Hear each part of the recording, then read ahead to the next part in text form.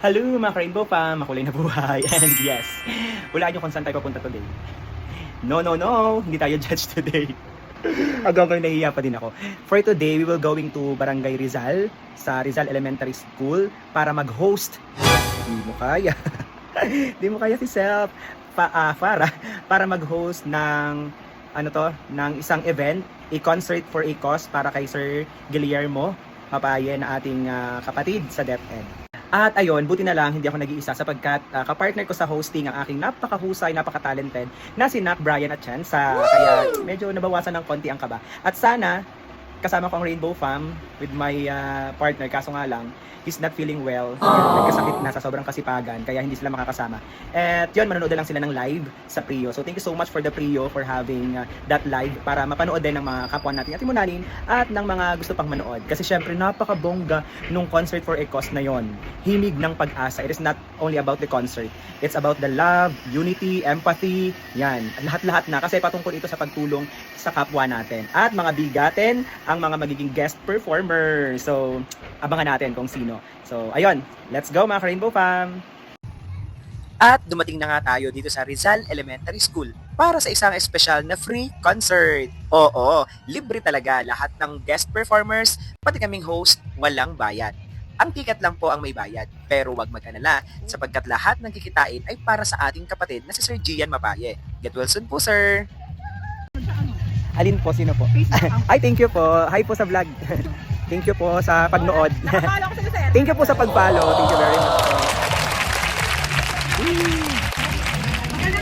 Good afternoon po.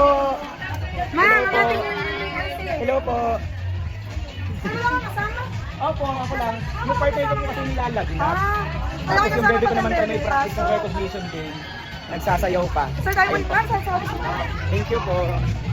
Sobrang nakakatuwa sapagkat sinalubong tayo ng ating ka-Rainbow followers. At syempre, saludo din kami sa mga masisipag na faculty at staff ng RES. Hi po! Hello po! Thank you very much po.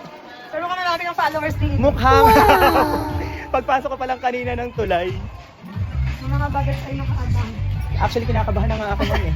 Parang hindi ko talaga forte to eh. Sir, Pag kami kasi wala naman kami experience sa gano'n. oo nga. Buti pala nagpa-meeting ako kay Ma'am Vivian. Nag-one-on-one meeting kami. Pasok na sir, kami naman ay. At habang naghihintay, dito muna tayo sa faculty room. Eto na, dumating na ang anak ko na aking co-host, si Brian. Siya ang magtuturo at gagabay sa akin sa aking unang hosting event sa labas ng school. Excited na ba kayo? Siyempre, ako din. We are your hosts for tonight. I am Brian Atienza. And I am Arden Paratina. And this is... Himig ng Pag-asa, Concert for a Cause.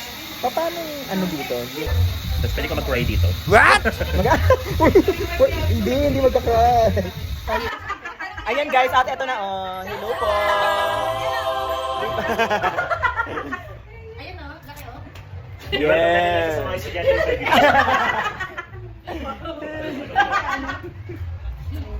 Hello mga ka-Rainbow fans. Hello.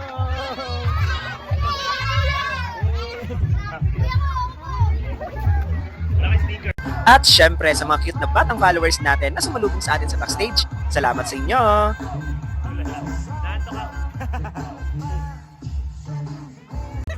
Shout out ulit sa ating mga kaibigan dito sa RES, sa mga teaching and non-teaching personnel. Maraming salamat po sa inyong tiwala na ipinagkaloob sa akin. Let's go po ma'am. Let's go.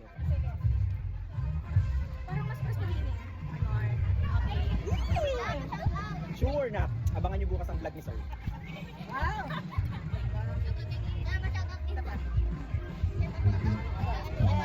Let's go po.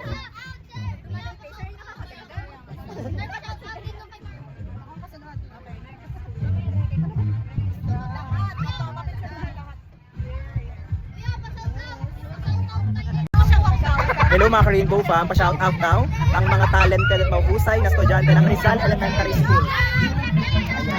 Ayan, shout out. Okay, shout out daw kay Syra.